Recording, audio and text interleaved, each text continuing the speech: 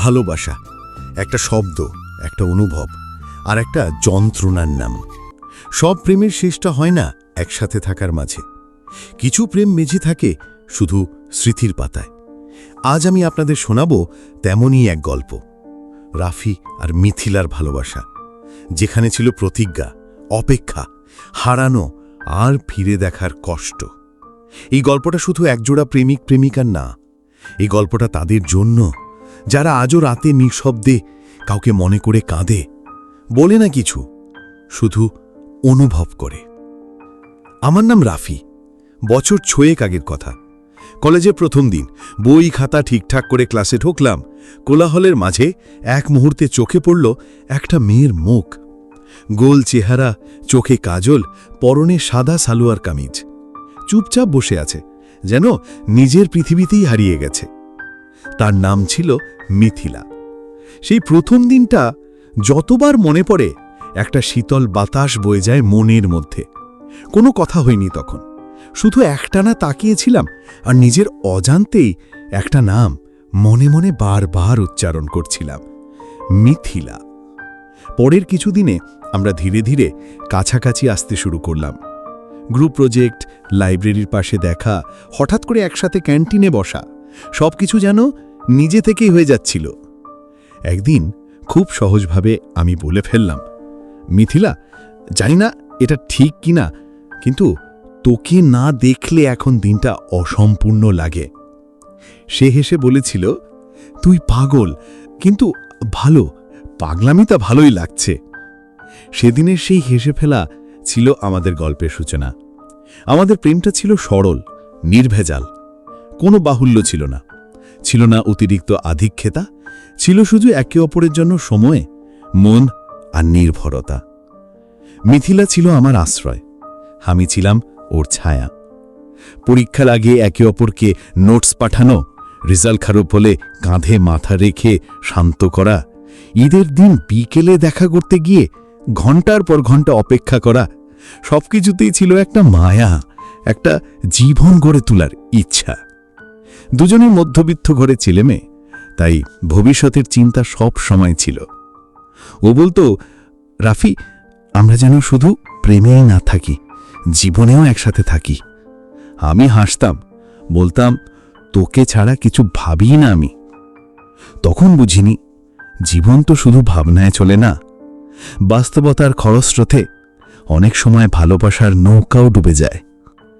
এই সময়টা ছিল আমাদের প্রেমের সবচেয়ে সুন্দর দিন, যেখানে স্বপ্ন ছিল কিন্তু বাস্তবতা এখনো ধরা দেয়নি।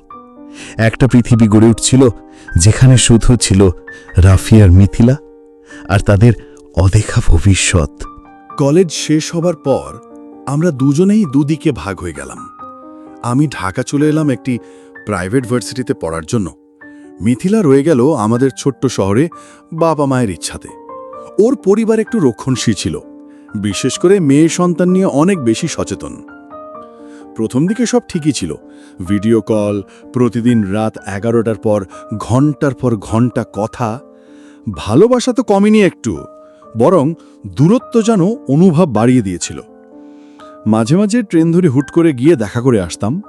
ক্যান্টিনের সেই পুরনো জায়গাটা এখন স্টেশনের একটা বেঞ্চ ছিল। কিন্তু সময় যত গড়াতে লাগলো, আমরাও যেন ধীরে ধীরে হারিয়ে যেতে থাকলাম। মিথিলার বাসায় চাপ বাড়ছিল। চাচাতো ভাইয়ের বিয়ে দেখে মা বলতেন, তোর জন্য ছেলে দেখছি, বড় হচ্ছিস, এখন সময়। মিথিলা প্রতিবাদ করত, কিন্তু প্রতিদিনের সেই যুদ্ধ ওকে ভেতরে ভেতরে কাবু করে দিচ্ছিল। আমার দিক থেকেও সমস্যা শুরু হলো। ভার্সিটির টিউশন ফি, বাড়ি ভাড়া, পড়াশোনার চাপ, সব মিলিয়ে আমি ক্লান্ত হয়ে যাচ্ছিলাম। একদিন অনেক ঝগড়ার পর মিথিলা বলল, তুই এখন তোর মতো করে ব্যস্ত হয়ে গেছিস রাফি, আগে আমি তোর কাছে ছিলাম, এখন তো তুই নিজেকেই খুঁজে পাচ্ছিস না। আমি চুপ করে গিয়েছিলাম, বলার মতো কোনো শব্দ ছিল না। কিছুদিন পর ওর বাসা থেকে এক প্রস্তাব আসে। একটা স্থিতিশীল চাকরির ছেলে, দেখতে ভালো, পরিবারও সম্মানিত। মিথিলা অনেক চেষ্টা করেছিল না বলতে, কিন্তু তার মা হঠাৎ অসুস্থ হয়ে পড়েন। বাবার চোখের পানি দেখেও আর না করতে পারেনি। আমার ফোনে তখন একটি মেসেজ আসে, রাফি, ভালোবাসা থাকলেও সবসময় জীবন একসাথে কাটানো যায় না। আমি চেষ্টা করেছিলাম, সত্যি করেছিলাম, ক্ষমা করে দিস।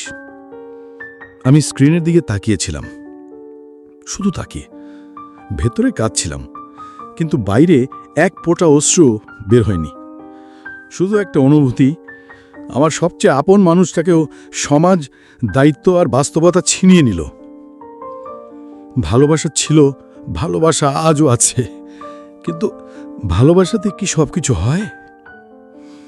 ও চলে গেল, আমি থেকে গেলাম অতীতের স্মৃতি নিয়ে, যেখানে শুধুই ছিল মিথিলা আর আমি, একসাথে থাকার স্বপ্ন না পূরণ হবার ব্যথা নিয়ে। অনেক বছর কেটে গেছে, 3 বছর চাকরি করেছি ঢাকাতে। পরে একদিন হুট করে এক কোম্পানি থেকে বিদেশে অফার আসে। ভাবলাম জীবনটা আবার গুছিয়ে নেওয়ার সময় হয়েছে। মিথিলার সঙ্গে আর কোনো যোগাযোগ নেই। তার বিয়ের পর ফোন নম্বরও পাল্টে গিয়েছিল। আমার জীবন চলছিল, কিন্তু জীবনের ভিতরে মিথিলা ছিল, হয়তো শুধু স্মৃতিতে, কিংবা কোনো এক সন্ধ্যায় যখন একাকিত্ব চেপে ধরে বুক। তবে গল্পটা এখানেই শেষ হয়নি। একদিন একটা কাজে দেশে এলাম। পুরনো শহরে যেতে হয়েছিল মায়ের চিকিৎসার জন্য। ট্রেন স্টেশনটা এখনও অনেক বদলে গেছে, কিন্তু বেঞ্চটা এখনও আছে, সেই পুরনো জংধরো কাঠের বেঞ্চ। আমি দাঁড়িয়েছিলাম, হঠাৎ এক নারী কণ্ঠ শুনি পেছনে, রাফি, ঘুরে দেখি মিথিলা। চোখে চশমা, শাড়ি পরা, এক হাতে ছোট একটা ব্যাগ, আর চোখে ছিল পুরনো দিনের মতোই একরাশ শান্ত বিষাদ। মুহূর্তটা যেন থেমে গেল। আমরা দুজনেই বসে পড়লাম বেঞ্চে। প্রথমে কিছু বলছিলাম না। হাওয়াটা ভারী হয়ে উঠেছিল, শুধু নিঃশ্বাসের শব্দ শোনা যাচ্ছিল। মিথিলা বলল, তুই কেমন আছিস? আমি হেসে বললাম, ভালো থাকার চেষ্টা করি। তুই? ওর ঠোঁট কাঁপছিল, চোখে পানি আসার আগে হাতটা সামনে রাখল। আমি সংসার করি, বাচ্চা আছে একটা, সব আছে, কিন্তু তোর মতো করে কেউ আর বোঝেনি আমাকে। আমার বুকের ভিতর কেমন জানি করে উঠল। চাইলে এই মুহূর্তে হাত বাড়িয়ে ওকে ছুঁয়ে দিতে পারতাম, বলতে পারতাম ফিরে আয়, কিন্তু সময়টা পেরিয়ে গেছে। আমি শুধু বললাম, আমি জানি আমরা চেষ্টা করেছিলাম, কিন্তু সব চেষ্টা সফল হয় না। ও একটু হেসে বলল, তোর সাথে দেখা হয়েছে, এতে অনেক শান্তি লাগছে রাফি। আমরা অনেকক্ষণ ধরে চুপচাপ বসে রইলাম। যাবার আগে ও বলল, তোকে নিয়ে কোনো অভিযোগ নেই আমার, শুধু একটা কথা, ভালোবাসা টিকেছিল, আজও আছে, কিন্তু জীবন আমাদের ছাড় দেয়নি। আমি তাকিয়ে রইলাম ওর যাবার পথের দিকে। সেদিন বুঝেছিলাম, সব প্রেমের শেষ মিলনে হয় না, কিছু প্রেম থাকে মনে, হাওয়ায়, অশ্রুঝরা বিকেলে, আর সেই পুরনো বেঞ্চে। অনেক বছর কেটে গেছে, শুধু চাকরি